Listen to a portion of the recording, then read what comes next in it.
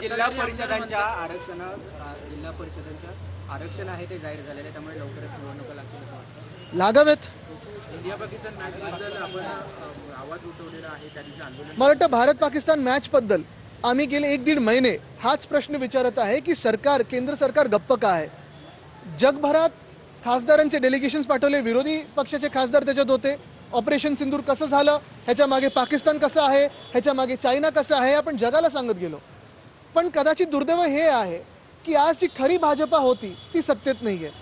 भाजपानी ideology आपली बदललेली आहे, विचारधारा बदललेली आहे, हे आज दिसायला लागलेलं आहे. हे दुर्दैव आहे देशाचं. आज जर खरी भाजपा असती सत्तेत तर आज BCCIला प्रश्न विचारला असता की तुम्ही हिंमतच कशी करता पाकड्यांबरोबर खेळण्याची.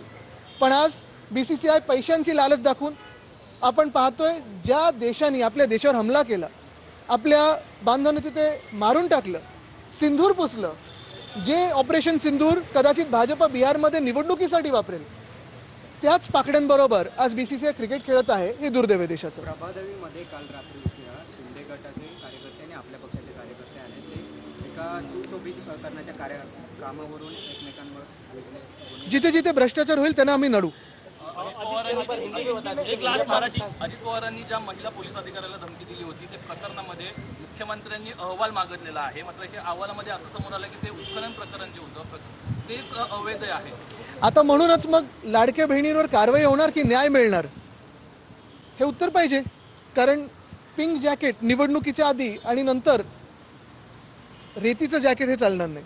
इंडिया पाकिस्तान को मैच को लेकर जानना चाहेंगे. एशिया में दोनों की एक साथ भिड़ंत होगी और जहां तक सरकार का तर्क है तो ये कहा जा रहा है कि काफी और भी कंट्रीज हैं, तो पाकिस्तान की वजह से सिर्फ बाकी जो कंट्रीज हैं उनसे हम जिस पाकिस्तान ने हमारे देश पे सिर्फ एक नहीं तो अनगिनत हमले किए हैं, जिस पाकिस्तान से हमारे देश में आतंकवाद का फैलाव होता है, जिस पाकिस्तान ने पहलगाम में बहुत सारे सिंदूर को मिटा दिया, उस पाकिस्तान के साथ BCCI खेलने के लिए इतने एक्साइटेड क्यों है?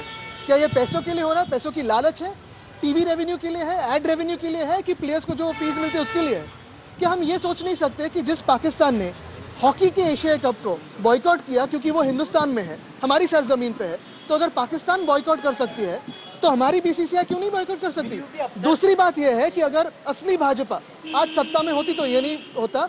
भाजपा ने अपनी आइडियोलॉजी बदल दी है और जिस ऑपरेशन सिंदूर का अभी बयान और इस्तेमाल बिहार की पॉलिटिक्स में होगा, उसी ऑपरेशन सिंदूर के लिए हमने देश भर में नहीं तो दुनिया भर में कहा था कि इसके पीछे पाकिस्तान था. इस हमले के पीछे उसी पाकिस्तान के साथ सरकार जब चुप बैठती है खेलने के लिए, BCCI जब खेलती है, तो ये दुर्भाग्य है. तो आप अपील करेंगे कहीं ना कहीं जो मैच है उसको